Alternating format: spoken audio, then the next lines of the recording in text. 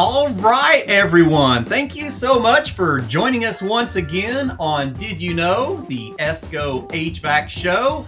I see Don Baker out there. Glad to see you, my friend. Yeah, good afternoon, everyone. Thank you all for joining us so much. Got a lot of people in here today. Woohoo! Yeah, let us know where you're joining from. I mean, this is a growing community. We're so glad to see you all here. So many things to talk about. We're actually making, thanks a lot, Todd. You're one of our favorites as well, man. Glad that you're with us. We'll have to get you on the show here soon and dive into some stuff, right? So we're doing kind of a follow-up to last week's show where we spent some time diving into aluminum brazing. We did a lot of hands-on stuff, and it was very, very popular. We had a lot of great responses from that. And so in that, hi, how's it going, Cena? Perla's out there joining us. Woo, are you proud of your man, Perla? This guy's so amazing. I'm so proud to have him here with us. And glad you're feeling better, Perla. Praise that. It is it's that time of year we're all going, oh, it's the pollen's out and the humidity's out, and yeah, great to see you both. Great to be here, Don. Thank you so much. Hey, we've got people joining in here too, pairing in. Absolutely. Be happy for you to pair and send this back out as well. This is just a community for us to all dive into the issues that we all encounter every week. And so we want you to let us know the topics that you need help with, right? There's a lot of things changing in our industry, and it's so important that we keep on top of it.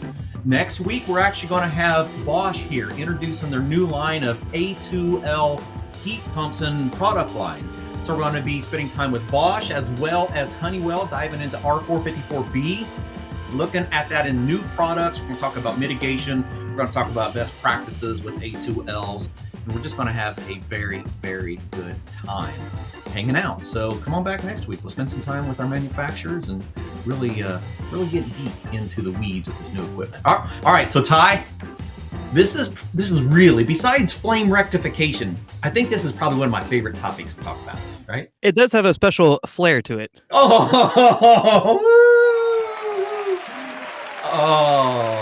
that was so time.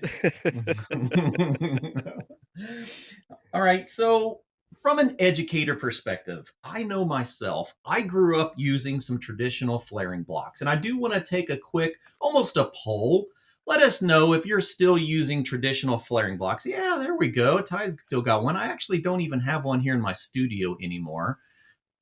You like that? That was pretty good, wasn't it, Don? Ty throws them out like crazy. There's times where I'll be like laying in bed, getting ready to go to bed, and it'll click, and I'm like, oh my, he got me. Him and Eugene both, they're amazing at this. Right? So a lot of us grew up learning on a traditional flaring block, and I encourage us using a traditional flaring block when we're teaching our students, when we're teaching our technicians how to actually prepare that end, how to actually get the block set up and what we're doing, right?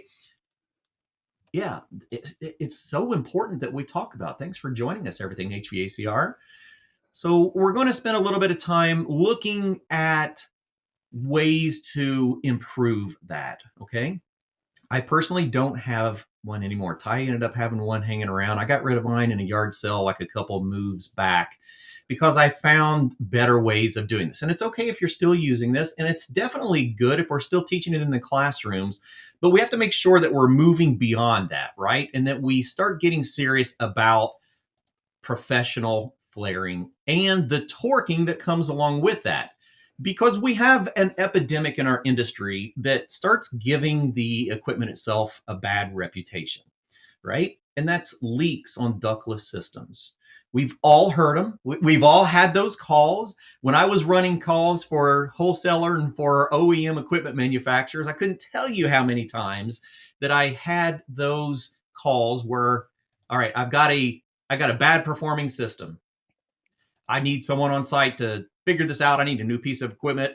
And it got to the point where I would actually tell them, okay, right up front, if I get there and it is an equipment issue, no big deal. If I get there and it is an installation issue because of improper flares and torquing, you're going to pay for the time, and all of your installers are going to be going to a class that I'm going to put on for you, and it's going to be on your bill.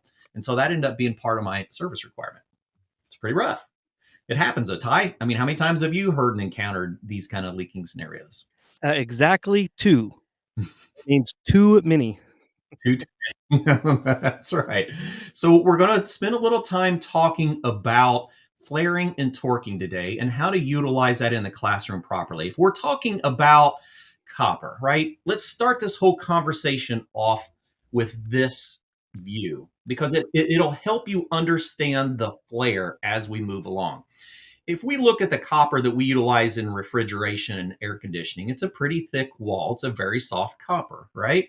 Um, yeah, you're right, Josh. When we start getting into things like 290, it's critical to do proper installations, right? Well, we're going to talk about why we're getting these better flares using the proper tools. If we think about copper, let's think about it just as a metal for a minute. Let's become metallurgists for a second. And we look at copper. Copper is a very soft material, right? And it starts out fairly thick. Now, for anyone that knows much about metallurgy, we know that we can anneal a material under compression. We can change its properties under compression. And that's what we're actually going to do when we use a flare and a flare nut to push that flare on. What we're going to be doing is we're going to be using our copper as a seal between dissimilar metals. Typically, we're going to have a steel or a brass flare, the metal threaded piece. And then we're going to have a steel or a brass, maybe a bronze nut that is going to be mated to that surface. And in between that, we need to create a seal for that. Everything HVACR, this is exactly what we're here to talk about, my friend, because this is right? The preparation is critical on making a leak-free connection. And you can absolutely make leak-free connections that you can do properly, walk away from, and never have to return to. And that's what we're here to talk about. So let's take a look at the tools that we utilize, right? So if we go back, we'll use some comparison here. Let's see. Let me see if I can grab those as comparison time. All right. So let's look at a variety of tools. We're not changing exactly the principle between our traditional flaring block and our modern concentric cone flaring blocks. We're just going to be yoking a piece of tubing, typically copper, inside of our block, and now we're going to create a flare with it. But creating that flare is actually critical because it is the seal, right? It is So a, go ahead. on the automotive side, we use gaskets in between pieces of metal, and we have very specific torque specifications so we don't over squeeze or break those gaskets. Well, in the older days, we used copper as a gasket. If you've ever worked in some really Yes, older we have. cars, you'll see that they had copper gaskets because the copper squeezed. It's a soft metal. It squeezed and made the seal between those two. So you can think of it as a seal, you can think of it as a gasket, but it's that same thing. And if you torque it too much or over tighten it, you will crack it. And we know we've learned through school that we say no to crack. We do not want to crack that copper. Ty, always right there for it. Here's my favorite thing about these old school, these right here. Now we know if you're teaching class, this is what we use because the students will use pliers and leverage, and no matter how close you watch them, Piece of they will be pipe. using it the improper way. They'll hook them up to a vise and over tighten them, and they strip them out, and we go through these like crazy. But you know they're cheap. It's a great way to start that learning process.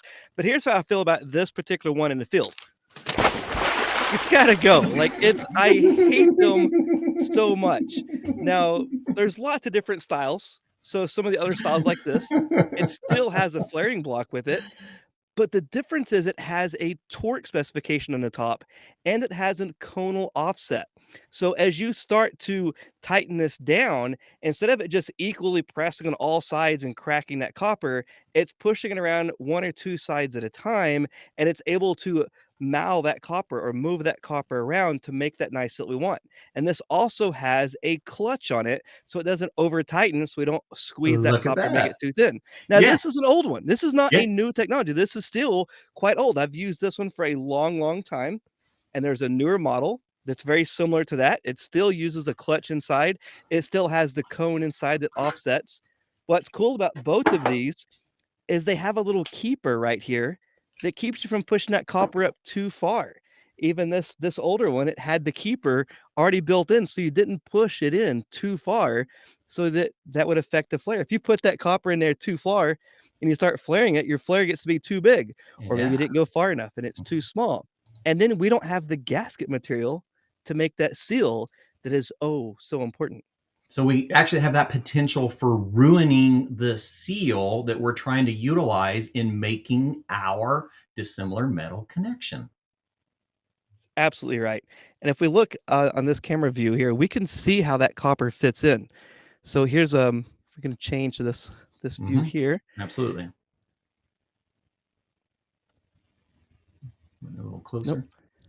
the one that's facing down. I don't know Oh, if you. Yep, oh, sorry. my bad. Look at me. Look at me trying to do too many There we things here. go. Now we're getting So there. here's that copper. It's flared, but it's been cut off.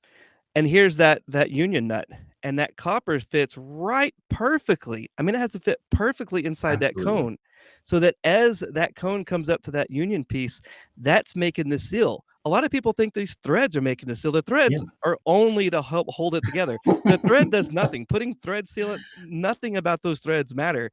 And Yeah. here we have it where it's cut away. You can see the copper itself is making that seal on both sides. The And look at the backside, this nut threads.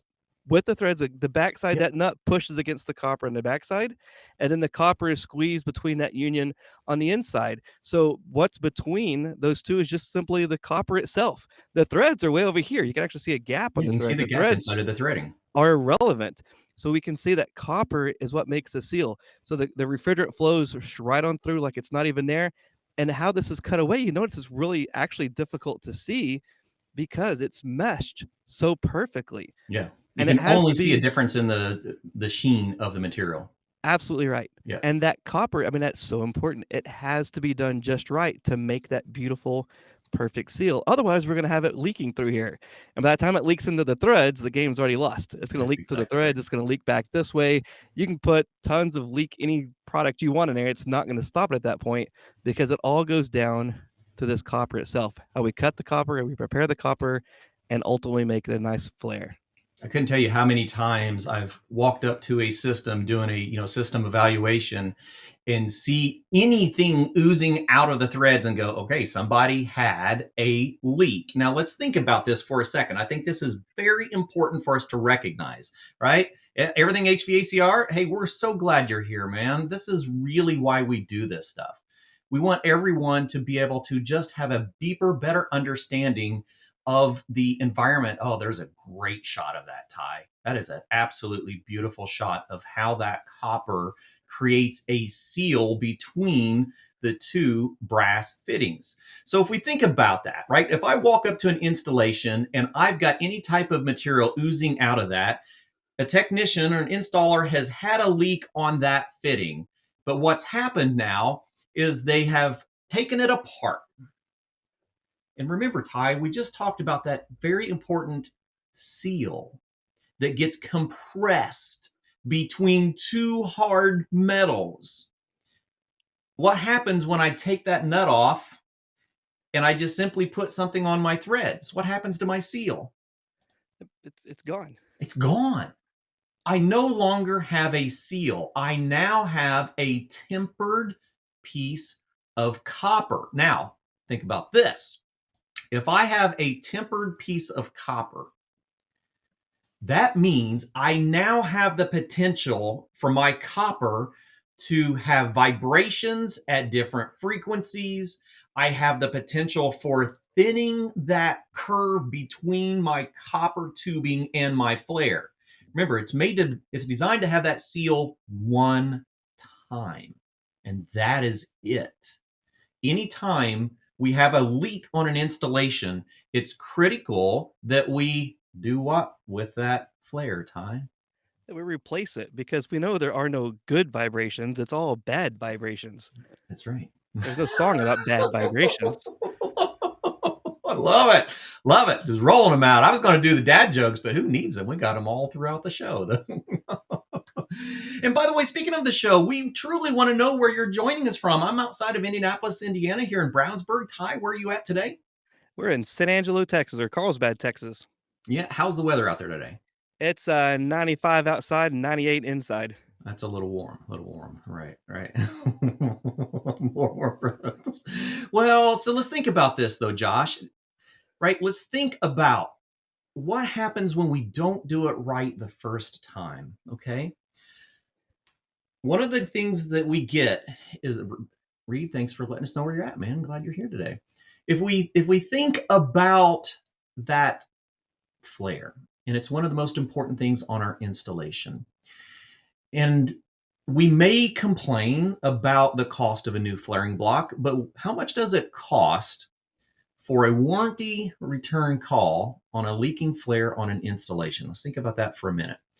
Typically, we're charging about I wouldn't say charging, internally, typically we're about $150 per hour to roll a vehicle, right? Now we know we're going to spend time on the job. We're going to use oil in the vacuum pump as we've taken things apart. We're going to be recovering refrigerant. We're going to be redoing this flare, putting a system back together.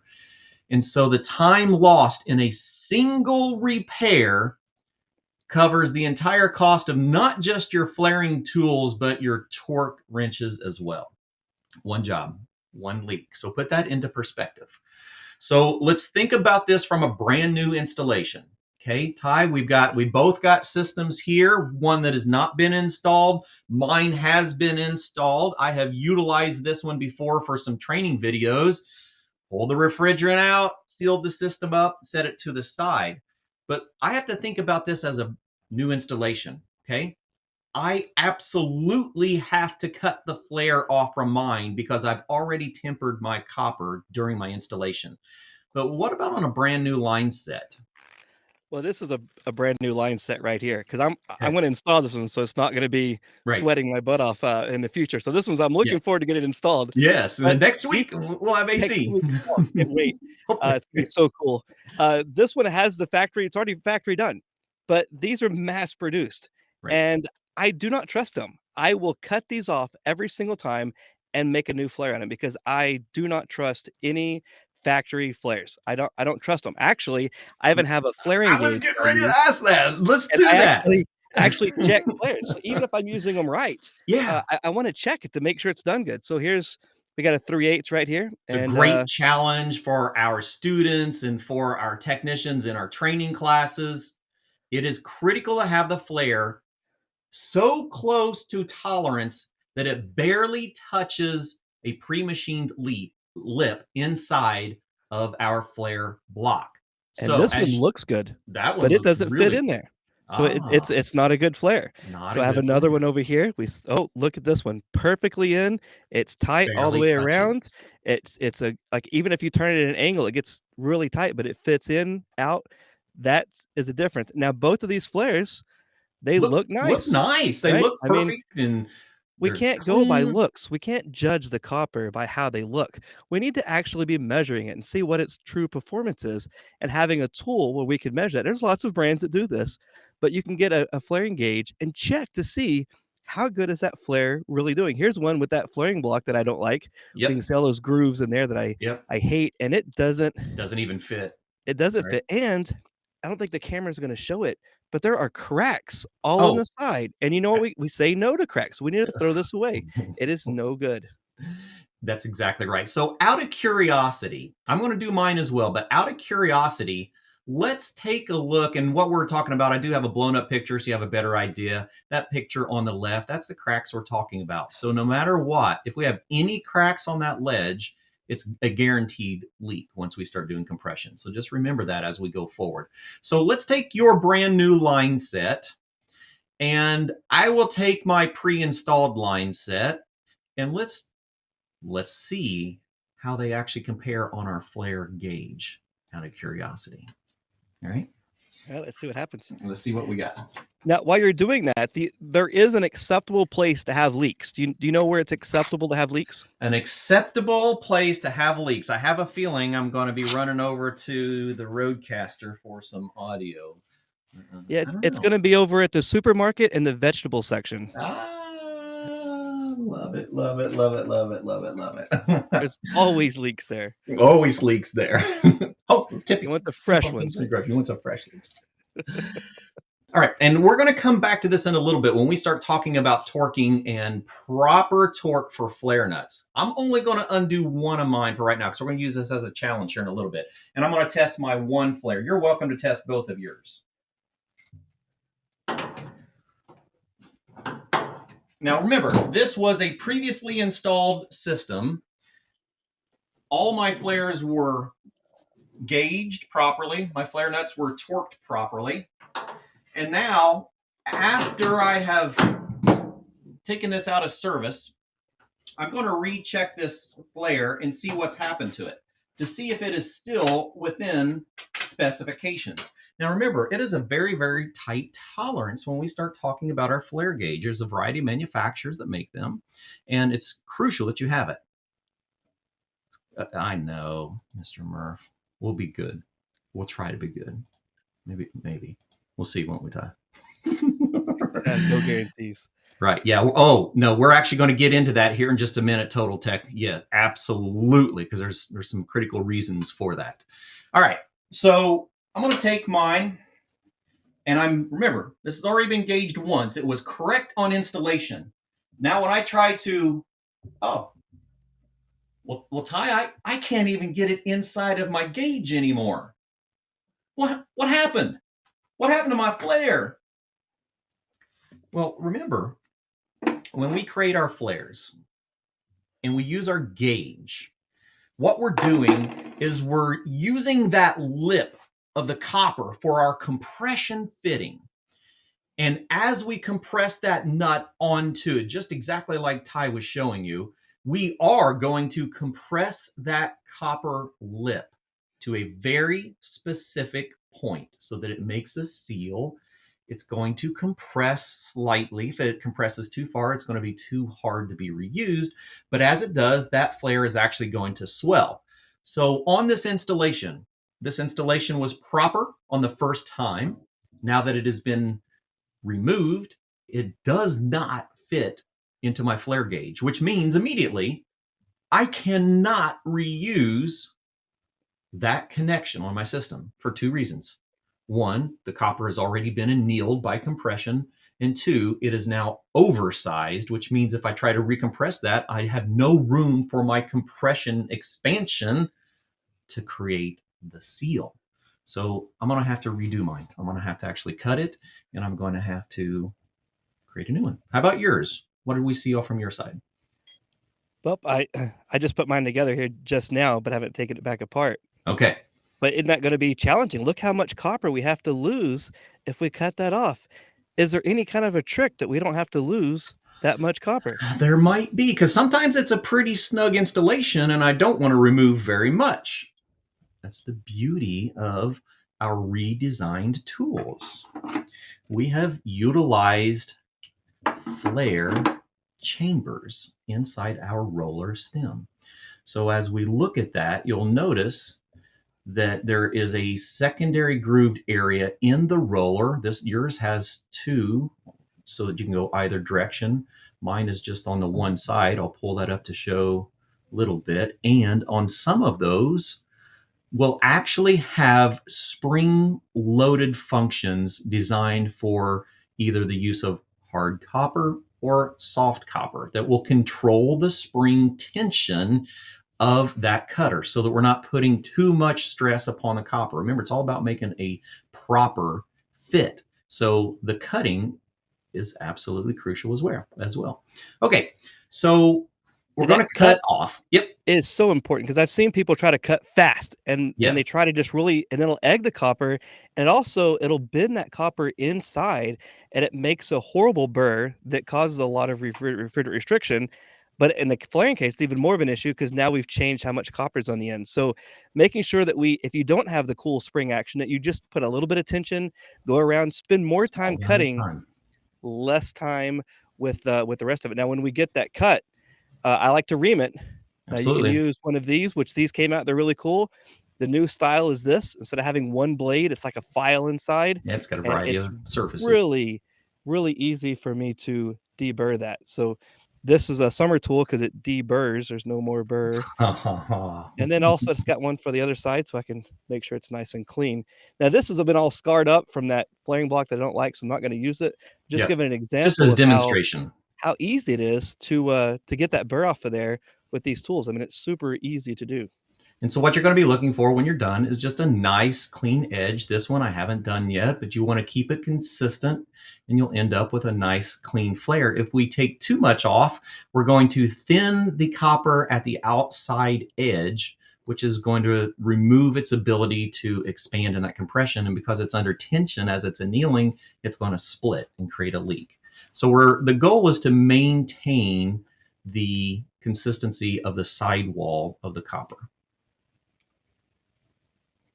And that's one thing I like about this cone design is it keeps everything uniform to whereas these, you can end up cutting too much off of one side. Now, I have nothing, I love these, but it's just a little difference in that design. Yep. Whereas this is that cone and file, it allows me to evenly make sure I keep Keeps it that sidewall consistent correct. because as we're We like rotating around, it's easy to overturn on the edges. That's correct. Okay, so we're going to start with a good clean piece of copper. Now, let's move on to correct placement inside of a block. What do you think? Absolutely. What's the biggest mistake that you have when you're making flares? When you get everything done perfect and you have that most beautiful flare, what's the one thing that you realize later that you need to do? Put the FlareNut on.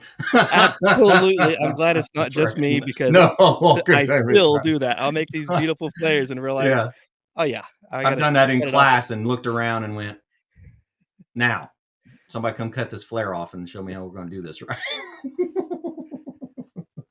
Okay. All right. So when we were using our traditional flare blocks, I seen the one come up earlier. I think it was Todd that had mentioned it was about a nickel thickness, and that is correct. It is approximately. Most of our modern flare blocks will utilize a gauge to show us how far we're going to be introducing that copper into the flaring block. You can see it's a sliding one on that one, right? All right, Ty, so let's kind of walk us through. So we've done our proper cleaning. Sorry, I'm actually looking through some slides in the background here. Oh, I did have one I was going to pull up. So a post trim, oh, looks something similar to that. So as Ty's getting that ready, I'm going to move through here, see where we're at. And anyone have any questions as we're diving into this? So as he's getting that ready, you're going to see this particular one has a rotating gauge. The one that is on mine looks just like this. So I'm actually using CPS Black Max. I mean, there's a lot of really good pieces of flaring equipment out today. But you'll see we want to bring that copper right up against our edge of that movable spacer so that we get the proper thickness on our tubing. I All think right. we should have a contest to see who can make the flare the fastest. It's on. Oh, are we going? I'm going, bud. You better be rolling. Here we go. All right. I'm going to catch up to you here in just a second here. Boy, this is about the time for the Wicked Witch of the West soundtrack, right? I'm not going to boom my tools over here, too. I'm going to give you a head start. Okay. All right. Let's see what we can do here. Spring loaded. And with mine, I do have the spring tension on it. So what it does is it allows us to, let me move back to that slide. What it'll allow us to do on these with the predetermined tension set is it allows us to set an exact amount of tension on the set. So you see where that is soft? So what we're doing is we turn the handle until we actually get that line right up to this particular one is going to be soft. Yeah, your nickel was a gauge. You're right. That's what we all learned from. And it's still pretty consistent with these new ones. Oh, boy, that's a good one. That's a good one right there. Ty, we have a flare for this. All right, so I'm going to bring my line down to where it says soft. And that is going to give me my proper tension that's going to be loaded onto that spring, right? And so then it's a matter, I'm not readjusting, I'm just turning, and it's going to cut off my tension that I need. I don't have the conical style. I am still using my standard straight one here. It works pretty good. Okay, and so one of the things we do hear about once in a while is, oh, it takes so long to do this on these new flaring blocks, right? Josh, about 1 minute. You're right. That's about how long it should take, is around a minute to do these. Okay, so let's go back. And you already got your flare. You got your block on, Ty? I'm ready. I'm waiting on you, Clifton. All right, hold on. I'll get my block set up, and we'll make sure that I do this properly. Now, I know you're not a new kid on the block. You should have this down by now. You know, I've been out of the field a little bit. I need to be back out doing some more. I've been kind of talking to some of my local contractors, going, man, I really need to get out of here and do some Any of these hands-on stuff. scrap pieces of copper you guys have, you need to make sure you put them behind the driver's seat because we all know we drive better when there's a copper behind you. Oh, look at that, man! He's just rolling with them today. All right, come on. I gotta get my chuck set. There she goes. All right.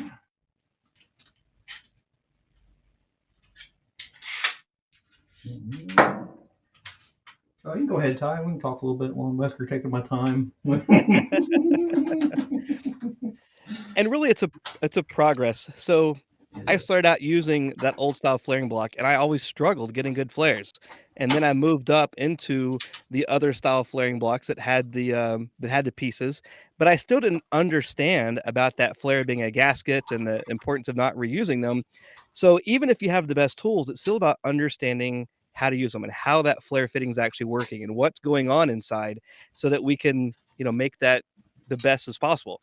Now, I love tools and I love about fancy technology getting stuff done faster. And so I ended up getting this and I thought, man, I don't need a battery powered. I can do a flare pretty fast, but Yep. this thing's pretty cool. You ready to do your flare? You set We're up? ready? Hold on. Okay. My clutch I'm is gonna slipping on me here real quick. Hold on. I gotta see what I'm doing wrong. All don't ride right. the clutch. Don't Ready? ready. Go. I'm gonna lock it in.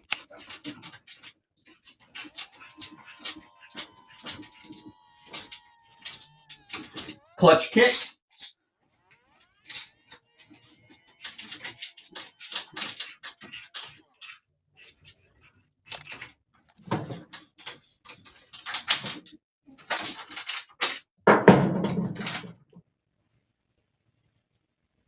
Hi. Right. Welcome. How'd that go? So, all right. So let's take a look at these, right? So we're both trying to do this pretty quick to show that it doesn't take a lot of time. Now, you're right. The most important part is checking our flares up against gauge. Right? Okay, let's see what we got. Woo! Mine just barely touches. I'm perfect. Right? You can't get any better than that right there. Look at that. Two different style tools producing ideal flares in no time. So it takes out the guesswork, right? It takes out all of those. Okay, let me get this about a nickel thick, and let me crank this and let's tighten this up, let's pressurize it and see if I sealed it properly. That's the thing. How do we know that we actually sealed that thing properly? Well, we won't until we do that leak test. But one of the things I wanted to talk about in this, I think I had some slides on it, but I don't even know we're going to need any slides today, Ty. I mean, we're actually doing everything that I was wanting to talk about except for actual torque specs, which we're getting ready to do. Getting to. Okay, so if we get to that point, yeah, you're right, Total Tech. There's been a lot of changes in the blends of metals that we use in the copper, right? So it's very important to be careful as we're making our bends with them. All right, so let's look at this. Just as an experiment, we're actually going to, I will on this particular unit, I'm going to reattach this 1/4 inch line, and I'm going to see how much torque it takes to seal this up. So let me know out there in the chat, what is the correct amount of tightening for a flare? Yeah. Yeah, you like that? I know, isn't it? It's really changed the way we're doing this, Hughes, man. It's given us the ability to do hands-on classes, do demonstrations, and just show you, what things look like in the real world. Both of us actually have them here. So I may end up bringing mine's up. I ain't even using mine. I need to take that out maybe. But we both have them fired up utilizing these. Now, all right, so let's think about this. I haven't had anyone in the chat. Everyone's out there probably going, it's a 1/4 turn past finger tight. Yeah, Total Tech, it depends. And we're going to get to that because there's actually an exact range that it should be for every size of copper. Great point. And we're actually going to show that. But I wanted to demonstrate how far off we can actually be if we're not checking, right? It is more info is required. And such a good point. We're actually going to pull that up in the manual here in a little bit. And we're going to demonstrate that because it is in the installation manuals, right? All right. Not as tight as my ball likes it, right? All right. You'll hear that. Okay, crank it more. Because one of the old things, now, someone that grew up with oil, right? Working on oil furnaces and working on flare connections on those lines, one of the things we'd always say is, oh, if it's got a leak, you just crank on it a little bit more and you'll seal that leak up. Well, that's true until you actually crack the flare and then you have a big leak. But we were talking about systems that operated under much lower pressures, just a few PSI, right? Now we're talking about hundreds of PSI through a similar thickness wall tubing. So just out of demonstration purposes, I'm going to take this 1/4 inch line. I'm going to run it down finger tight, just good and snug. And then I'm going to give it, I won't get enough of that. Then I'm going to give it a 1/4 of a turn.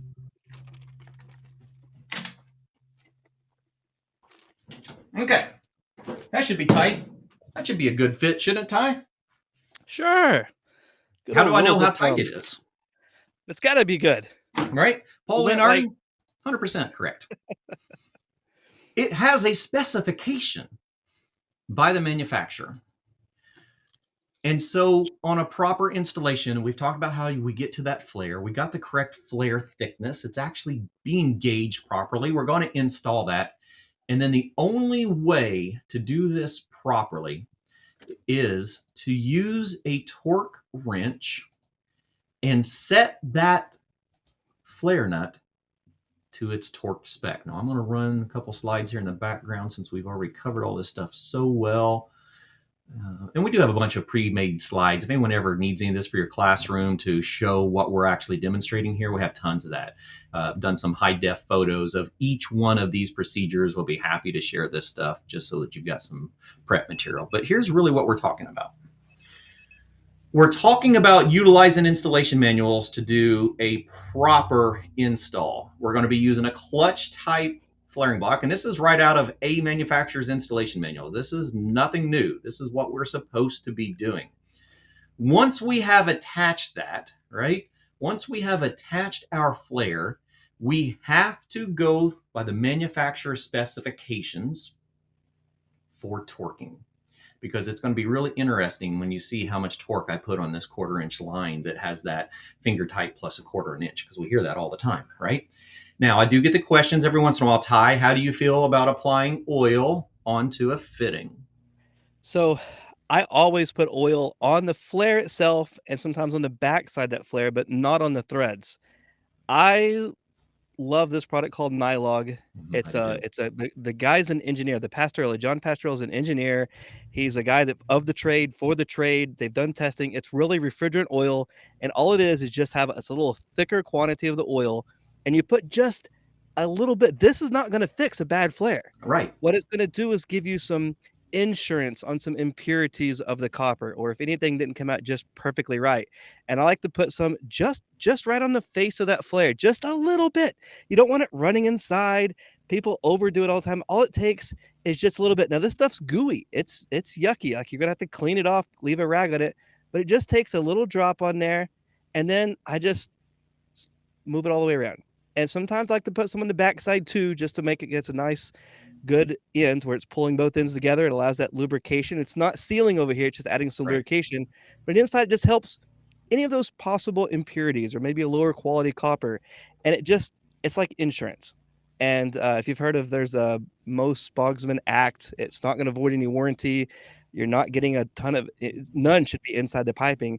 It's just an insurance. In the old school days, we used just a little drop of refrigerant oil. It's the same thing. Some people are completely against it. That's fine. And again, I want to say that this doesn't fix a bad flare. It's just insurance. I'm a fan of this product. I use it all the time. I even use it on my vacuum connections because it helps make that seal, that rubber last longer. Yeah, good point, Paul. So it's great to have our manufacturers hanging out with us talking about this too. There's there's a lot of things we can say about doing installations, but what it comes down to is understanding how to read our installation manuals and follow them. Because there are installation manuals that will show you, like in this particular one, not to use any, so do not apply refrigeration oil to the outer surface, There you right? go. So, but it can say apply refrigeration oil to the inner surface of the flare, right out of a installation manual. Okay, so we're just making sure we're following proper procedures. And the And reason that yep, manufacturers are concerned about putting it on the backside is because it can have an effect on the torque, of that flare. So I don't exactly like right. to use any on the threads at all because I feel like that would really make a difference. But it's from what I understand from the manufacturers said they have it so precisely torqued that they don't want to have that throwing off the torque, and it could Yeah. make it to where you're over torquing or under torquing it. So, it's a personal preference there. You're gonna follow the manufacturer specifically into the T. Some people like a little leeway. I'll let you Hmm. guys argue about that, what you That's think's right. best.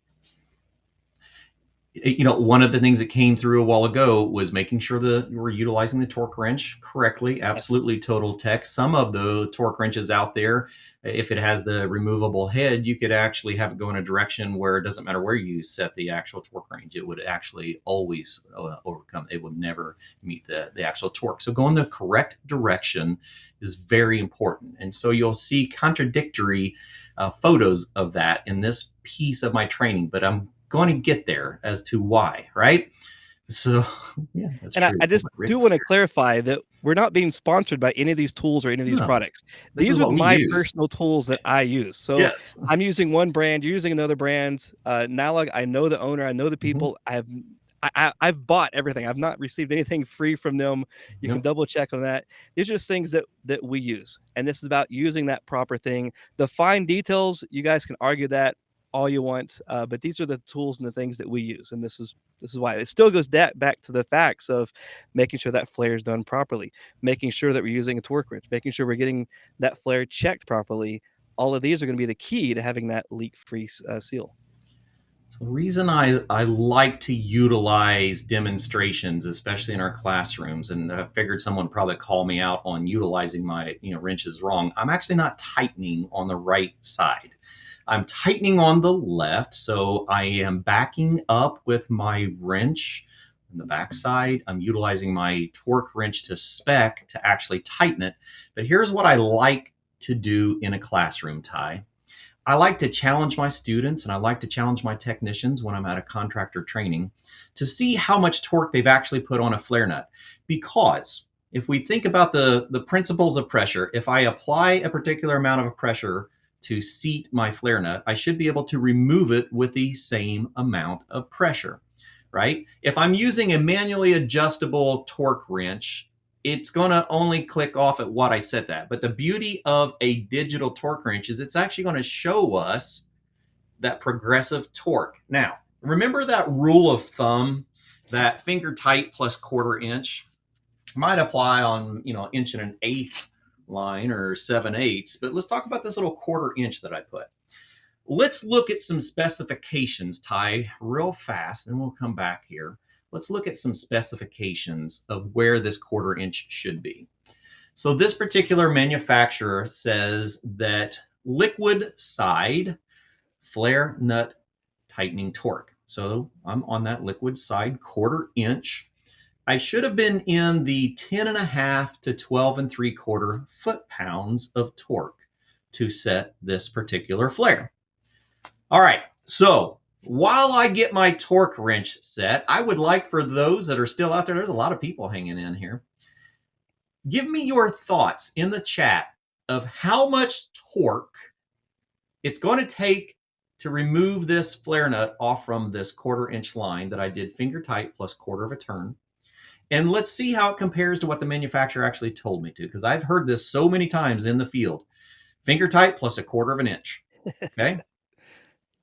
All right. And so I'm going to get it set up while it comes in. Robert, absolutely. There's some really good products out there. We're not promoting any products. That's the one thing about this show. We have manufacturers that might send us some tools just to see if we like them. But almost all of the tools that we have are tools that we used in the field or bought on our own. So we don't And you have can any verify support that on with that. my wife. Absolutely. Absolutely. Ty. All right. So Todd's saying that this flare nut's too tight. Okay. How much too tight though, Todd? Give me a thought. All right. How much over tight could that be? The adjustable head, nice, absolutely. Can be, but still necessary. All right, here we go.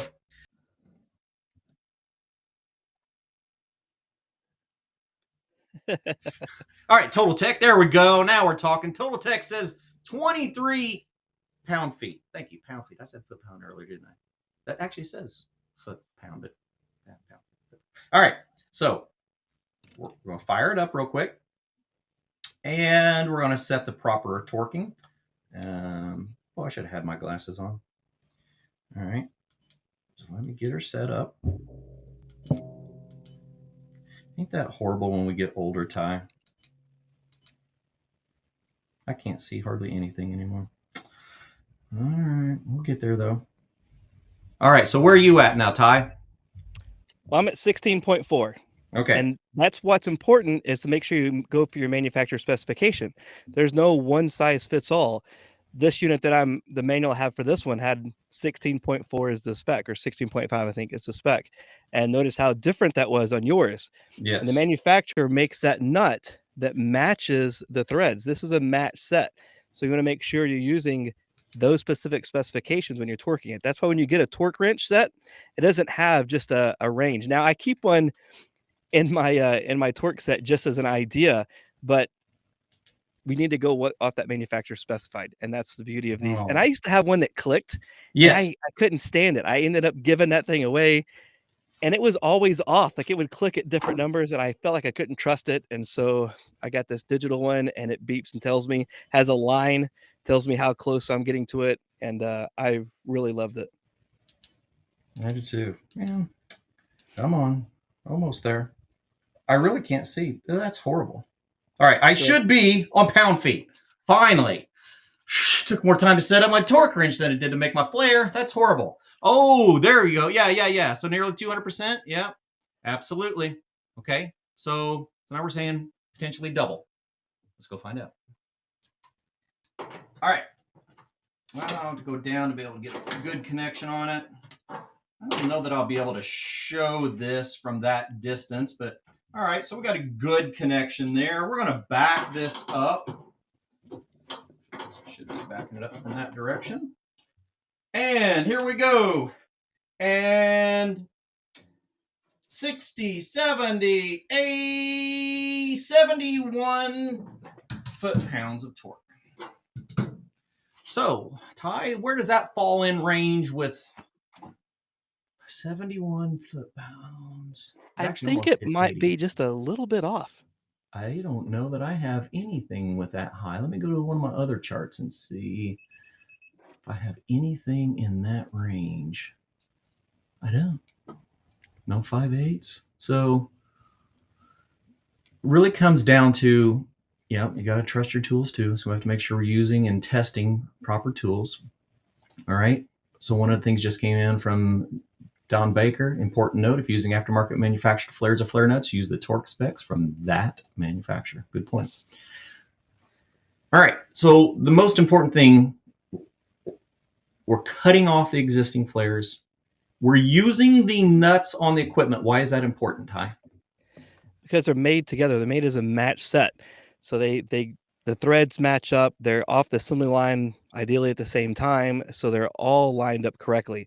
You can get one manufacturer of a nut and a different manufacturer of the union, and they could be a different thread pitch or a slightly different manufacturer on the end, or a different amount of cone on that end, and it won't have the correct force all the way across that copper like it needs. It may be on just one edge or the other side, or it may, they're not matching up. So it's very important to use the one that come with that system. Now cut that factory flare off and make your own, but yes, use the ones that come with that system. Yeah, absolutely. Okay. That was the stuff I wanted to cover. Where are we at? Where are we heading next? Let's talk about a few other little options that are out there. Yes. So sometimes you're working on a job, you don't have enough copper to cut off. There are some products. Now, I'm going to say I have not used this. I'm going to install this unit. I'm going to use multiple different products when I install it because I want to test this stuff out. But there's a product that has these little flare seals that are supposed to go in between your union and the copper, and it's supposed to be able to, as you tighten it up, it takes up any impurities on both sides and supposedly allows you to make a better seal and a better connection. Now, I have not used these. I'm not promoting them, but I am going to use them to test them out. There's another brand that uses one. It's called ESCO seals, and what they use is a copper gasket like we used to use in the Mm-hmm. old days, but they Pre-made. have a little bit of tinned metal on the side, and they allow it to go in between those two, and they recommend it for new or existing connections, that it's a reusable copper seal, and they claim that it works really well. I have these. I couldn't find them for the show, but I am going to be trying them. How will they work? I cannot Mm. say because I have not used them, but I'm curious, so we're going to try it out. And there's another option. Let's say that you don't have a torque wrench, you don't got the good flaring tools, you don't have the stuff to do it correctly. There is a company out here that's it's called Aircept, and they make these connections. And this side goes onto the flare fitting. This side goes into the copper. So you sand the copper down, you make it nice and clean. There's very specific instructions. Whoop, I'm out of focus. Yep. Might have to There's take very them down a specific little. instructions for these. And when you put the copper slides through, you connect these together. And what you do is you use your adjustable wrench on both sides. And as you bring this together, it just simply stops. And when it stops, it's already to the correct torque and everything that they've designed. Now, Aircept makes automotive fittings. They make fittings for all the cars and stuff, especially for the hoses go from the very front to the very back of the car for the back air conditioner side. And they're getting into the refrigeration side. They have sent me these. I did not buy these. They're not paying me for any of this. They sent me these, so I'm going to actually try them. I'm going to install them on this unit right here and see how well they work, because I think it's a great option if you can't start off, you can't afford all of the other tools, Absolutely. or maybe there's an issue, you don't have enough copper left.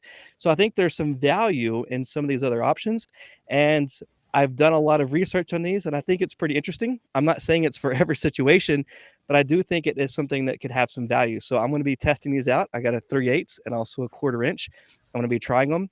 And they also have these that go on for union connections and even traditional AC systems. They have these that fit over the female side of the unit, of the condensing unit. So you don't have to use any brazing. You can connect it together, tighten them up. I'm going to be testing those out also. So if you're in a situation like New York where you have to have hot permits and you can't get them, there are some other options even outside of flares. So, like I say, I'm not promoting the company. Mhm. I've done some research. I'm very curious about it, and I'm going to try them out myself. But these are just some of the other things that are out there and it's available.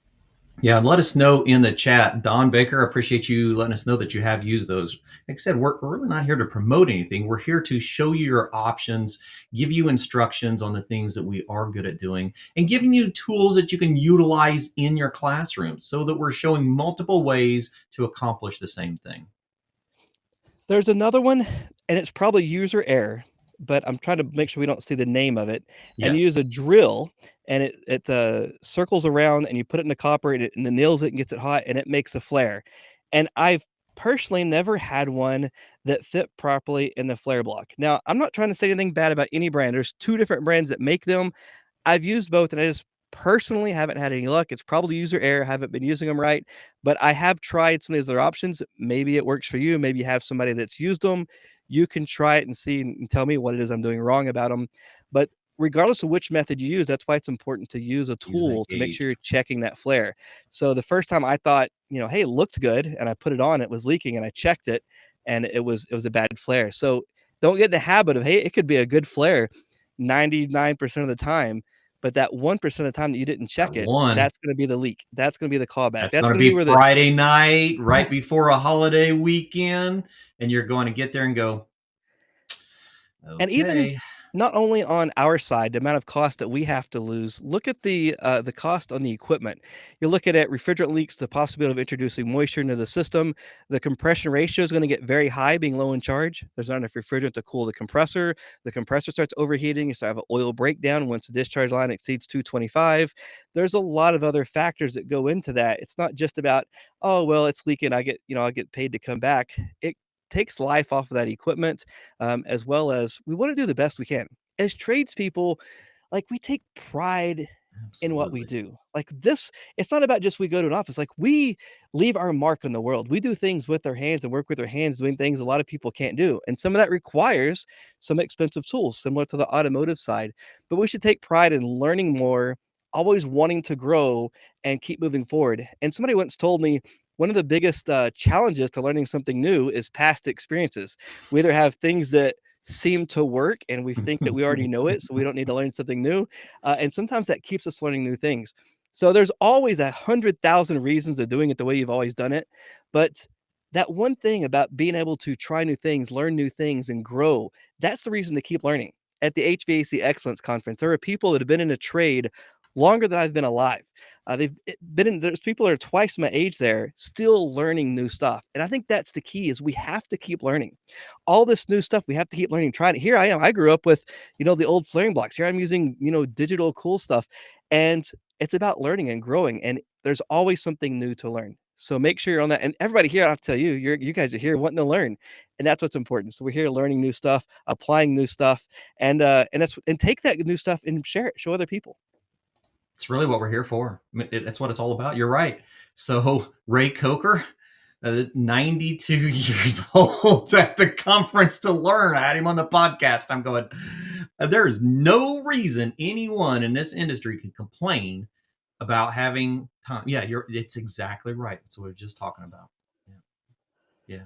So Yes. we encourage all of you to join us. This is what we do. There are probably people here for the first time. There's a lot of people joining this week. We're so grateful to have you here. And if you haven't been here before, this is what we're here to do. We're here to share with you. We're here to bring firsthand education. We all join at the conference every year with top educators from the industry just to bring all of this awareness to you. We do this for you. I mean, I know for myself, Ty, this is what I do is I try to give back what I've learned because I didn't have enough of this when I was developing. I still can't get it. I love this trade. It is just awesome. We saw Dustin Cole was in the chat, and Yep. man, I've learned so much from him. He's in a very humid climate, and he's into the building science side and Yep. understanding not just the air conditioner, but the whole house system, specifically on how to control indoor air quality and humidity. And that's an awesome person. Getting to meet somebody like that that is just so powerful in what he knows in his climate. And I always love learning from him. And there's always so many people around us we can learn from that are applying new stuff. And the people that I learn from are always striving to learn more stuff. It's really a great community that we've built. This show is my learning lesson. You'll watch, like, if you go back and watch some of the videos, especially some of our manufacturers. I actually seen one of our manufacturer technical trainers on here a while ago. Yeah, definitely like, subscribe, and share. This is the people that I learn from by having them on the show. There are so many times, probably noticed a while ago, Ty's sitting there talking. I'm sitting back here going, "Where's my notepad? Where's my note? I need this stuff." So Total Tech had a really good question a while ago. So we covered this when we first dove into this, and really the principle is to understand that flare is this seal that is designed to compress to a specific amount between the dissimilar metals. Sometimes it's a metal flare nut, sometimes it's a brass flare nut, a bronze. So we can have a variety of materials, but that copper tubing itself is the actual flare between the two components. So we'll try to see if we can get another picture. If not, there's a really good one in the slide earlier. I'll make sure to try to tag that particular spot in the video so you can go back and see it, where Ty actually shows us how that flare becomes a very integral part of the sealing of the components. And that once it's done once, it's actually expanded into its correct place and it's tempered into a new home, right? And once that seal has been broken, that seal has to be removed. It is a one-time use seal only. And it's not just for the zoo, it's for you too. You too. Seals. Seals. I love that one. Oh my gosh, such good stuff. All right, Ty, what else? Do we have anything else we want to dive into while we're still here? There's a lot of Oh people gosh, still hanging on. I could talk about this all day. Does anybody I in the know. audience It's a lot have of any fun. questions before we wrap up?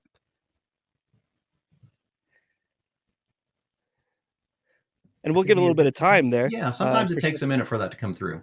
And that's one of the things that, that Clifton, he's out here talking with the manufacturers and talking with people, and we're trying to bring this information to you, to everybody to listen, because there's always something more to learn. There's always new stuff, especially now with, new refrigerants. This is an A2L system, R32. So I actually have two other R32 systems. I'm not scared of it at all. I am going to follow the safety. I've taken the class. I've been certified. Uh, but these new systems, especially now, the flaring is a great option if you're worried about brazing with that. Absolutely, You it can is. have the flare in there. You don't have to worry about flowing nitrogen while you're actually doing the flare. Although I will say, even if you're flaring, it's good to flow that nitrogen while the system's open. It prevents it from having any copper. I'm sorry, it prevents it from having any moisture buildup in there as that nitrogen's flowing through. And also it keeps any of the oxidation out, so that if for any reason there would be a sparking area, it wouldn't be an issue. Yeah, Paul, we encourage you to. All right, this is all really good stuff. Oh, Hugo, when is this next live? Every single Thursday from 4:30 to 5:30 Eastern. You can join us on all of these different social media networks, whether you're on LinkedIn, YouTube, Facebook. It'll send it over to our website at the HVACR Learning Network. And we encourage you to be back. Like last week, Todd brought up a funny one. That I'm now a master aluminum brazier. No, I was not an aluminum brazier before last week's show, and we had the correct person from the industry. We had Bob the brazier here to teach us how to repair and braze on aluminum. And that's what we do every week. We grab different topics. So let us know what you want to learn about. We're going to dive deeper into these A2L products that Ty was talking about. He's going to be doing installations. I'm sure there's going to be a ton of good follow-up videos on that, Ty. So stay in touch with us. We're here to serve you. And typically, I don't like to talk about the vices in our life, but I did have to bring this vice in for this show so I could, hold everything steady. So, sometimes a vice is okay in your life. Yeah, sometimes we have many vices in our life. Well, it's never dry around here. Oh, so what? Yeah, what is the next topic? So, the next topic, we will have Bosch and Honeywell on next week for a really big show. Make sure you're all here next week. Bosch is going to be introducing their new A2L product lineup. We're going to be talking about the mitigation controls. We're going to talk about installation and commissioning and repairs. So there's a lot of really, really, really cool stuff it's going to be for next week. Perla, you guys the man. I got a man crush going on here. Okay. Well, thank you all for joining us. Ty, anything else we want to dive into? I think there's a I lot just of got good two stuff. things of advice. Yes. Keep learning something new and help others when you can. That's The world it. will be a better place with that. Such great words of wisdom. Man, I think I want to stay here for a minute just going through all of these wonderful messages. Thank you all so much. I mean, we really enjoy doing this for you. We want to see you next week. Paul, we got to get you on here, my friend. We're just waiting for you. All right. Well, Ty, I think I'm going to wrap it up, and we'll join again next week and every week after that. And hopefully you'll have some good follow-ups on your newly installed air conditioning system with R32. I really look forward to it. You do, my friend. Thank you so much. We'll see Thanks, you everybody. all. Bye. We'll see you all next week on Did You Know, the ESCO HVAC Show.